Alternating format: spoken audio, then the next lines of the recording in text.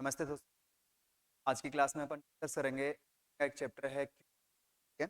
पिछली बार की बात करें अपन वीडियो प्री में जो 4 पेपर हुए थे, चारों पेपरों में प्रत्येक एग्जामिनेशन में एक क्वेश्चन क्यूब पूछा गया था।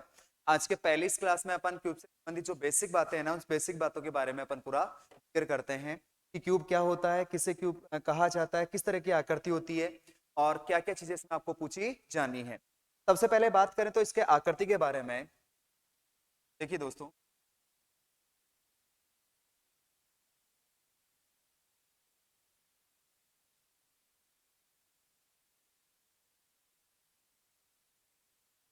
ऐसी जो आकृति होगी, इस आकृति को कहा जाता है क्यूब, ठीक है। ऐसी जो आकृति होगी उस आकृति को कहा जाता है क्यूब। और क्यूब जो एक आकृति है, एक 3D आकृति है, त्रिविमीय आकृति है। और त्रिविमीय आकृतियां वो होती है, आकृतियां होती हैं जिनमें कहने का मतलब कुछ फलक दिखाई देते हैं जबकि कुछ फलक इनके साथ हिडन रहते हैं। अब यहां से देखिएगा, आपको पूरा की पूरी एक जो आकृति दिखाई दे रही है, ये जो आकृति है ये त्रिविमीय आकृति है, 3D आकृति है। क्यूब की अगली जो विशेषता होगी, वो अगली विशेषता ये होगी, इसकी लंबाई, चौड़ाई और ऊंचाई क्या होती है, समान। क्यूब के बारे में अपन बात करें तो क्यूब के बारे में ऐसा कह सकते हैं, इसकी लंबाई, चौड़ाई और ऊंचाई क्या होती है, समान। वो आकृति क्या कहलाती है, क्यूब कहलाती है, जिसको अपन क्या कहते हैं, घन कहते हैं। जिसको क्या कहा जाता है, घन कहा जाता है। और जैसा कि आप ये आकृति देख पा रहे हो, इस आकृति को निश्चित आप क्या कह सकते हैं, क्यूब कह सकते हैं। या जैसे मान लीजिए अपन जैसे चौका डिब्बा देखते हैं, तो चौका डिब्बा एक तरीके से क्या होता है, क्यूब की तरह होता है। और यहाँ इसमें जो अगली विशेषता इसके बारे में अपन बात करें, आकृति आपको नजर आ रही है, इसमें किन किन बातों का ध्यान रखना है। सबसे पहली जो बात है ना, सबसे पहली बात की बात करें तो इसमें अपने को ध्यान रखना होता है सतह का। और सतहों की जो संख्या होती है, वो सतहों की संख्या होती है 6। दोस्तों, इस क्यूब में जो सतह पाई जाती हैं, उन सतहों की जो संख्या होगी, उन सतहों की संख्या कितनी होती है, 6 होती है। हाँ, ये कह सकते हो दर्शय सतह पूरी की पूरी 6 आपको दिखाई नहीं दे रही है। इसमें दर्शय सतहों की संख्या कितनी होती है, 3। लेकिन यहां से देखिए, टोटल जो सतह होती है ना, वो सतह कितनी होती है, 6। तो सबसे पहले अपन इस पे ध्यान देंगे कि टोटल सतहों की संख्या, और टोटल सतहों की संख्या जो होगी ना, वो टोटल सतहों की संख्या कितनी होगी, 6 होगी। इनकी भी एक विशेषता होती है, और जो विशेषता होती है इन सतहों की, तो इनके बारे में क्या कहा जाएगा, क्या क्या विशेषता होती है। प्रत्येक सतह की, प्रत्येक सतह की एक विपरीत सतह होती है, जबकि 4 संगत सतह होती है। आप निश्चितता ये कह सकते हो, जो 6 सतह होती है, इन 6 सतहों की जो विशेषताओं के बारे में अगर मैं बात करूं, तो मैं निश्चितता आपको कह सकता हूं कि प्रत्येक सतह की एक विपरीत सतह होती है, जबकि 4 इसकी क्या होंगी, संगत सतह होती हैं। अब अगली विशेषता की बात करूं अपन, तो अगली विशेषता क्या होगी, इन जो सतह में से जो 6 सतह हैं, इन 6 सतहों में से अगली विशेषता की अगर मैं बात करूं, तो अगली विशेषता मैं कह सकता हूं कि इसकी जो दर्शय सतह होंगी ना, दर्शय सतह, इन दर्शय सतहों की जो संख्या होगी, वो संख्या बताओ आपके सामने कितनी होगी, 3 सतह होंगी। दर्शय सतह जो होंगी ना, वो कितनी होंगी, 3। जैसा कि आप देख पा रहे हैं, ये जो सतह है, इस सतह को अपन 1 नंबर कह सकते हैं।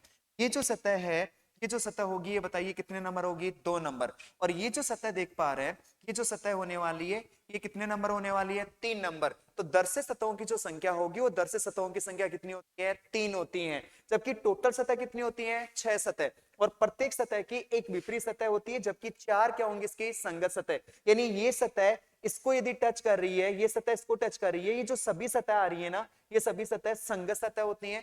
जो सतह टच नहीं करती ना, वो सतह क्या होती है, विपरीत सतह होती है। और यहाँ जो दर्शय सतह होंगी ना, उनकी संख्या कितनी होगी, 3। और जो 3 दर्शय सतह हैं, इनके बारे में भी आप निश्चितता ये कह सकते हो, इनकी विशेषता क्या होती है। अगर इनकी विशेषता लिखनी होती है, तो आप ये लिख सकते हो कि विपरीत सतह कभी साथ नहीं होती। विपरीत सतह कभी साथ नहीं होती है। यानी समझ लीजिएगा, मान लीजिए ये सतह है, ये सतह है, ये सतह, ये जो 3 सतह आपको दिखाई दे रही है ना, ये तीनों की तीनों सतह हमेशा जो आएंगी, ये हमेशा संगत सतह होंगी। इनमें कभी भी अपोजिट सतह नहीं आएंगी। तो पहले अपन बात करते हैं पहले बिंदु की सतह की। तो दोबारा से रिपीट कर रहा हूं, सतहों की संख्या कितनी होती है, 6।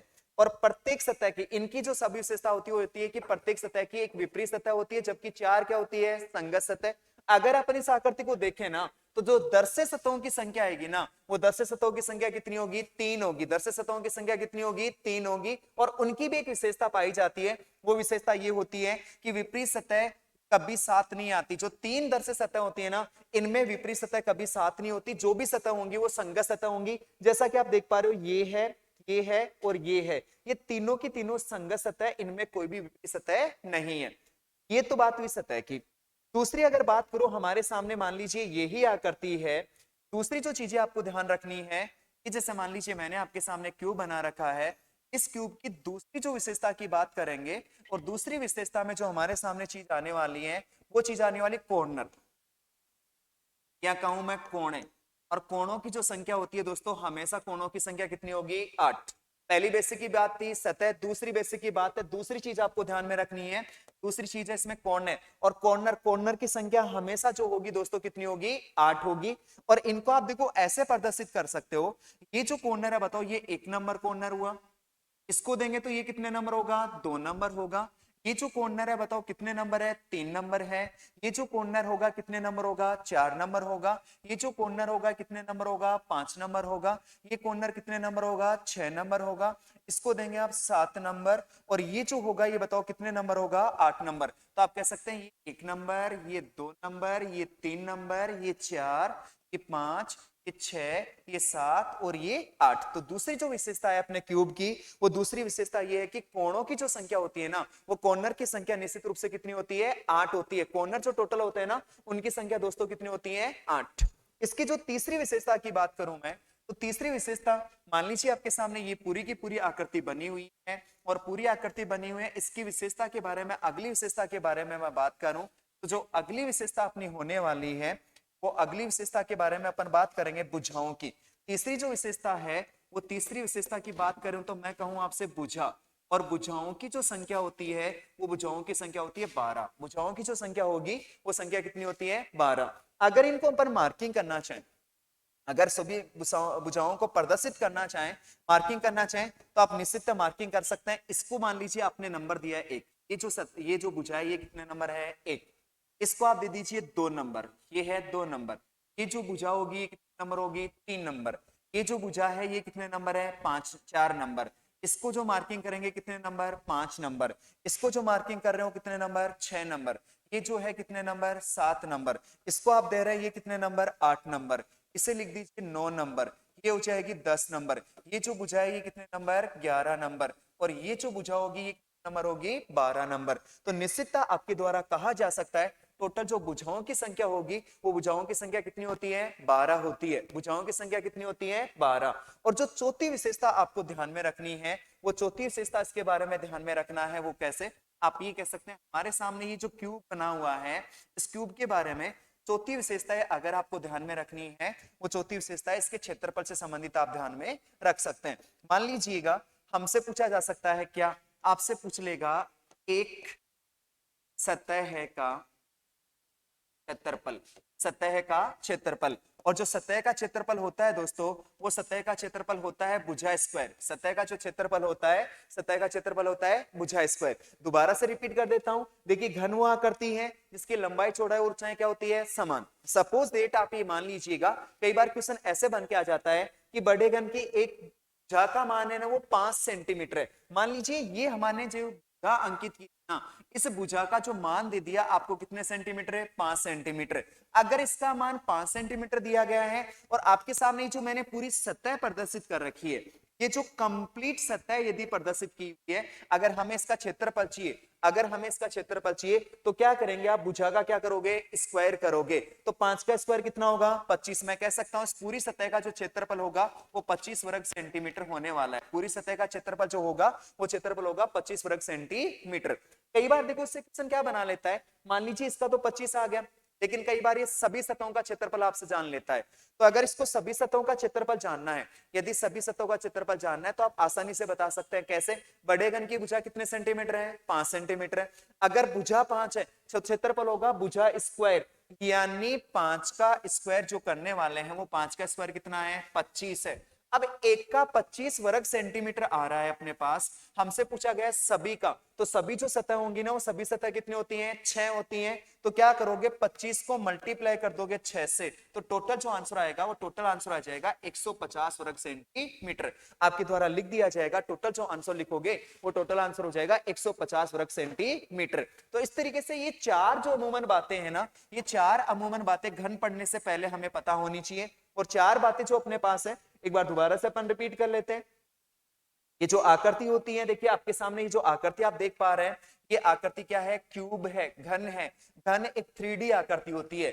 घन जो आकृति होती है वो 3D आकृति होती है। और दूसरी विशेषता घन की क्या होती है कि जिसकी लंबाई, चौड़ाई और ऊंचाई क्या होती है, समान। आप निश्चितता कह सकते हैं, अगर 5 सेंटीमीटर की ऊंचाई है तो 5 सेंटीमीटर लंबाई होगी और 5 सेंटीमीटर ही चौड़ाई होगी। अगर मैं भुजाओं की बात करूं, सतह की बात करूं, तो सतह जो होती है ना, सतह टोटल कितनी होती है, 6। टोटल सतहों की संख्या की बात करें तो टोटल सतह कितनी होती हैं, 6 सतह होती हैं। मान लीजिए यहां पूरी की पूरी 6 सतह आपको दिखाई नहीं देगी, क्योंकि देखिएगा सतह 6 होती हैं, प्रत्येक सतह का एक अपोजिट होती है, जबकि 4 उसकी क्या होती है, संगत। लेकिन एक दृष्टि से अगर आप इनको देखेंगे, इस पूरे डायग्राम को आप देखोगे तो आपको 6 की 6 सतह नजर नहीं आएंगी।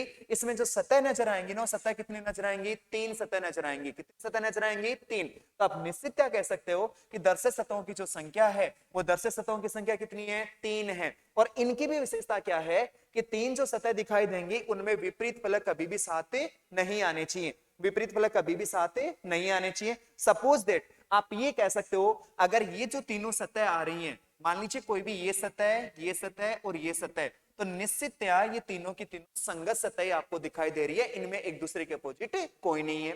तो यहां तक सतह का मैटर आपका क्लियर होगा। सतह 6 है, प्रत्येक की एक अपोजिट है, जबकि 4 संगत हैं। दर्शक सतहों की संख्या 3 है और 3 में विपरीत फलक कभी भी साथ नहीं आते।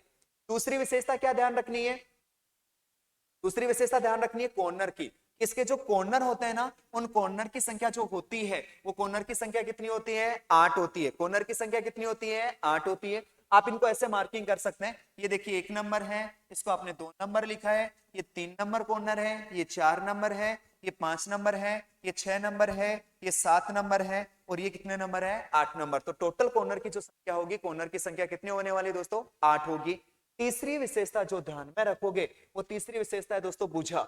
और भुजाओं की संख्या जो होती है कितनी होती है, 12 होती है। भुजाएं कितनी होती हैं, 12। अगर अपन मार्किंग करना चाहें तो अपन निश्चित मार्किंग देखो इस तरीके से कर सकते हैं। ये जो भुजा है बताओ, इसको आपने कितने नंबर दिया है, 1 नंबर। ये जो आने वाली है 2 नंबर, इसको देंगे आप 3 नंबर। ये है 4 नंबर, ये देखिए भुजा 5 नंबर, इसे आप लिख देंगे निश्चित 6 नंबर। ये 7 नंबर है, ये 8 नंबर, 9 नंबर, 10 नंबर, 11 नंबर और 12 नंबर। तो टोटल भुजाओं की जो संख्या होगी दोस्तों, वो टोटल भुजाओं की संख्या आपके सामने कितने आने वाली है, 12 आने वाली है। टोटल भुजाओं की जो संख्या लिखोगे, कितना लिखोगे बताइए, 12 भुजाएं होंगी। अगली विशेषता की अगर बात करें तो अगली विशेषता के बारे में हमने देखा था यहाँ क्या, सतहों की संख्या, सतह का क्षेत्रफल। अब आपके सामने ये जो डायग्राम देख पा रहे हो ना, पूरा का पूरा ये एक सतह को प्रदर्शित किया गया है। ये पूरी की पूरी एक सतह को प्रदर्शित किया गया है। अगर भुजा का मान दे देना तो अपन सतहों के क्षेत्रफल ज्ञात कर सकते हैं, क्योंकि एक सतह का क्षेत्रफल होता है भुजा स्क्वायर। सतह का जो क्षेत्रफल होता है ना, सतह का क्षेत्रफल होता है दोस्तों भुजा स्क्वायर। तो अब निश्चितता कह सकते हैं, अगर इसकी भुजा का मान 5 दे रखा है तो 5 का स्क्वायर कितना, 25। तो एक सतह का जो क्षेत्रफल होगा ना, वो सतह का क्षेत्रफल कितना होगा, 25 वर्ग सेंटीमीटर। अब एक सतह का 25 सेंटीमीटर है दोस्तों, सभी सतहों का क्षेत्रफल कितना हो जाएगा, 25 गुना 6 बराबर 150 वर्ग सेंटीमीटर। तो अगर घन में क्वेश्चन अपने को सोल्व करने, घन के सारे क्वेश्चन कंप्लीट करने, तो दोस्तों ये जो बेसिक कॉन्सेप्ट है इसका, इस क्यूब का जो बेसिक कॉन्सेप्ट है, बेसिक कॉन्सेप्ट अपना कंप्लीट होना चाहिए। अगर बेसिक कॉन्सेप्ट कंप्लीट होगा तो आने वाले क्वेश्चनों का अपन सही जवाब दे पाएंगे। तो यहां तक मैं उम्मीद करता हूं, यहां तक के जो 4 बिंदु मैंने बेसिक के बताए, ये 4 बिंदु बेसिक के आपके कंप्लीट होने चाहिए। क्या ध्यान रखना है, कॉर्नर की संख्या 8 है, सीधा सीधा आप याद कर लीजिए, कॉर्नर की संख्या 8 है, सतह 6 होती है, भुजाएं कितनी होती हैं, 12, और सतह का क्षेत्रफल होता है भुजा का स्क्वायर। सतह का क्षेत्रफल होता है भुजा स्क्वायर। यहां तक की सारी चीजें अगर कॉन्सेप्ट अपना कंप्लीट होगा तो अपन आसानी से जो आने वाले क्वेश्चंस हैं उनका आसान से आंसर दे सकते हैं। चाहे घन को एक रंग से रंगाओ, चाहे घन को अपने सामने की विपरीत सतहों पर 3 रंग से रंगाओ, चाहे क्यूब को जो है सभी सतहों पर अलग अलग रंग से रंगाओ, अपन आसानी से सभी क्वेश्चनों का आंसर दे सकते हैं। तो यहां तक बेसिक की बताएगी जानकारी जो है वो क्लियर होगी आपको दोस्तों। यहां तक बताएगी बेसिक की जानकारी क्या है, क्लियर होगी आपकी। तो देखिए अब पढ़ते हैं अगले पार्ट में अपन। ठीक है दोस्तों, थैंक यू।